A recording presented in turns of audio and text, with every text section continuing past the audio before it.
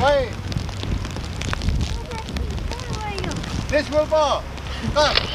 There's no need to come in. How do you get them from stand to your shirt? Smoy! Well, it's pretty powerful for me. For me, it really acknowledges who I am, and it acknowledges the fact that it's a Tsimshian pole and it's on Tsimshian territory, and it kind of marks that. But to me, I know more about it, I know the background, and I know the history of the totem pole, so it's kind of like I walk by and I'm proud to have the totem pole standing in front of Charles Hayes. Well, for me it was fulfilling a prophecy that was told to me by my grandfather, and it's something that's been passed down for generations. That this generation, the sleeping giant will arise, which means all Tsimshian people. That's what it signified to me. Time of being dormant is over now. Time to get moving again.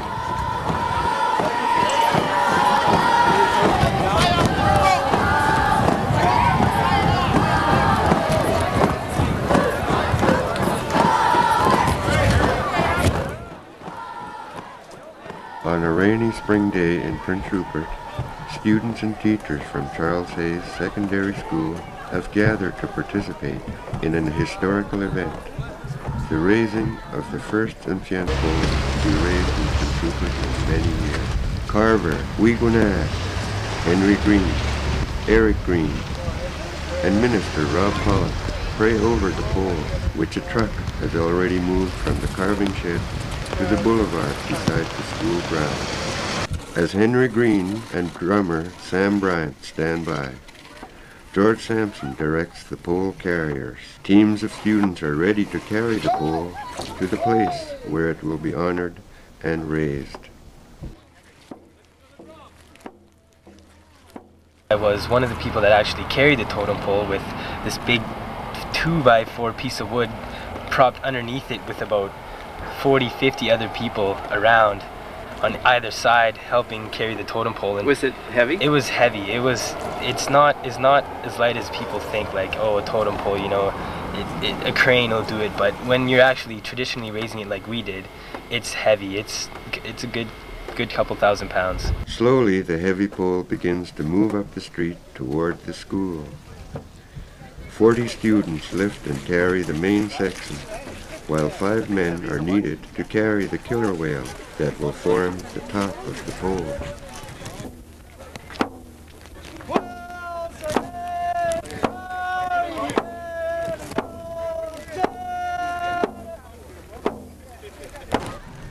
On the hillside above the school, people have gathered in the rain to wait for the pole's arrival. The Lachgoalam's drummers lead the way as the pole approaches the school's main entrance.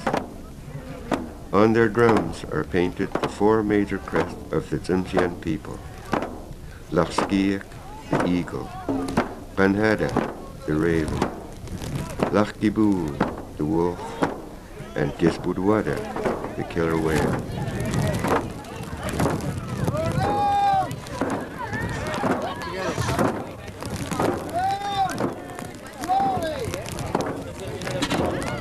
The pole carriers rest in preparation for the next segment of the pole's journey.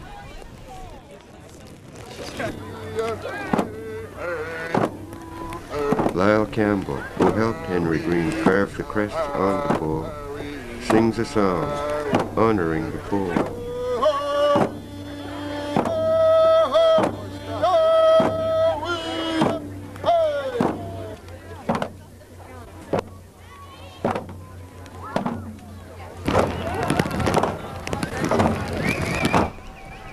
Young and old welcome the 4-crest pole as it is carried into the parking lot of Charles Hayes School, where more than 300 people have gathered to celebrate its raising.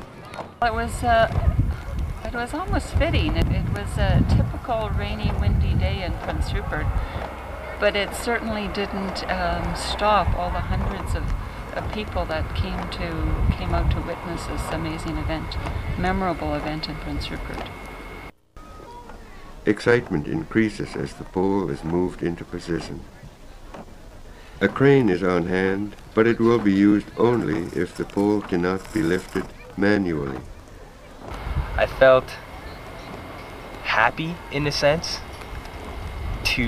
toward how it was raised traditionally. Like, not many poles are raised traditionally like our totem pole was, and that's the basic significance of the pole, is how it was raised. Drummers maintain the crowd's energy as the killer whale arrives at the parking lot of the school. While wind and rain freshen, visitors and dancers wait patiently for the blessing of the pole. It has taken 3 years of work to raise money for its creation, and for the carver to translate his design into the 25-foot carving.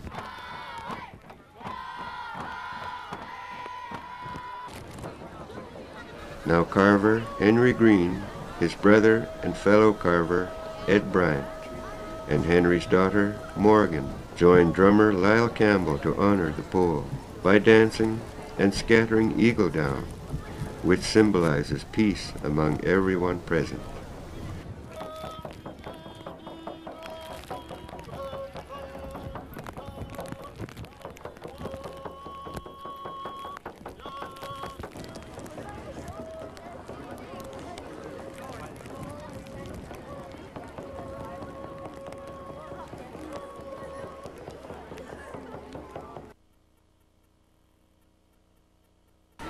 This pole is a union of the traditional and the modern, carved from a single cedar tree, hollowed at the back to make it easier to lift.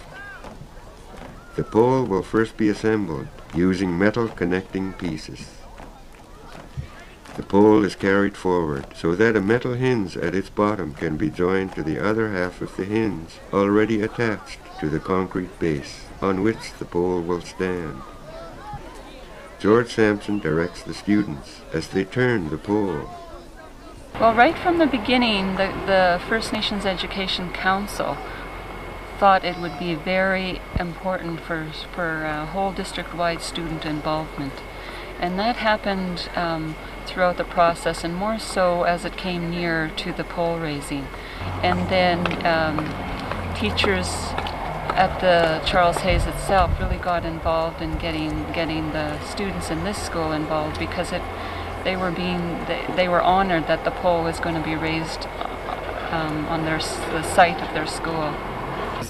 Worried in a sense and nervous in a sense, because there was pictures being taken all over the place and the news and everything, but happiness was a big part of it. I felt happy to be partaking in the raising of the totem pole, because it's like reflects on your background as me being a First Nations student as well, you know, like just to partake in something dealing with First Nations culture. Once the hinge pin has been hammered into place, Herb Bryant waits to attach the killer whale to the top of the pole with steel bolts. Each part of the pole is large and heavy. Care must be taken not to damage the carving before it is raised. Once the killer whale is bolted to its top, the pole is finally ready to be raised. Now the rain has eased and excitement is high. Ropes have been attached to the pole, and groups of pullers are waiting to help raise it.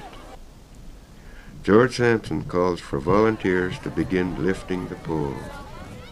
The pole represents a basic unity of all 4 crests, because each crest stands for a certain clan, and all those crests being mounted on that totem pole represents how all the clans were united in a sense. So instead of when in history how the First Nations cultures battled amongst each other, this is just to show like it's like a peace offering. That's what the totem pole, that's what's the significance of the totem pole is, peace basically.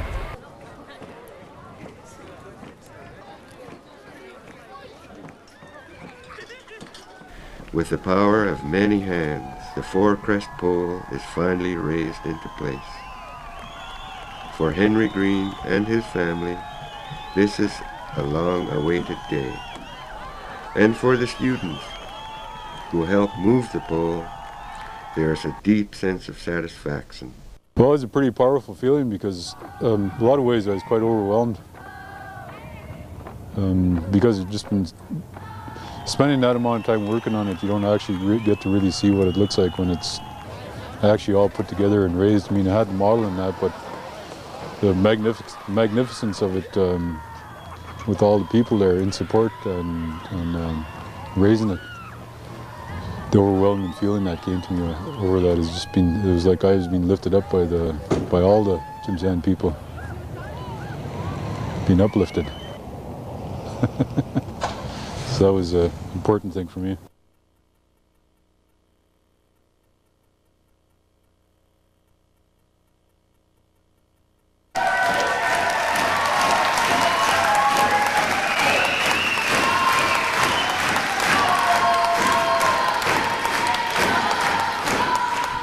Once the pole has been raised, students, teachers, and visiting dignitaries gather in the school's gym to welcome the Laco Alams dancers and to listen to speakers that include Chief Gerald Wesley, Student Body President Darcy Nelson, and Sandra Carlick, and Debbie Layton Stevens of the First Nations Education Council.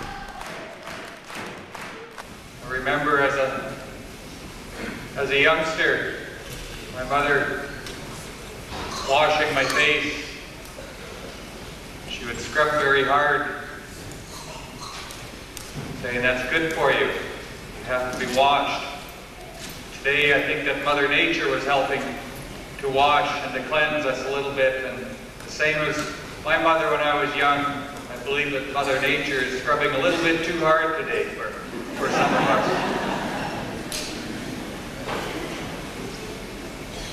Springtime is a time of life for this land and our people. It's the end of the winter.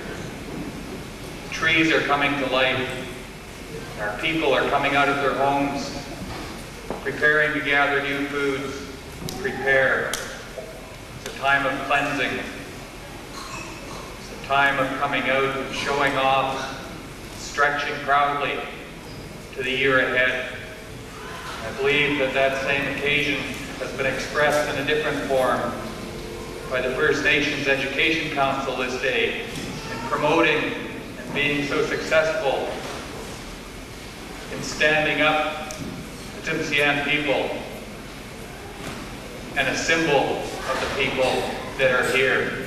That pole, the four-crest pole that's out front, is something that we will cherish for a long, long time. The time is now that we should learn the Tsimshian ways. The time is now to carry on the Tsimshian traditions. The time is now to celebrate the partnership between the Tsimshian people and our non-Tsimshian neighbors. That is why we are gathered here today, to honor our Tsimshian people and our ancestors. We are honored to have our brothers and sisters here supporting us during this momentous occasion. The Niska, the Gitsan, and our other First Nations tribal groups, as well as our non-First Nations classmates, friends, staff of Charles Hayes, and School District 52. Simoget, Sigidum, Singiget. The students and staff of Charles Hayes Secondary School feel very honored to have received this magnificent gift from the Tsimshian people.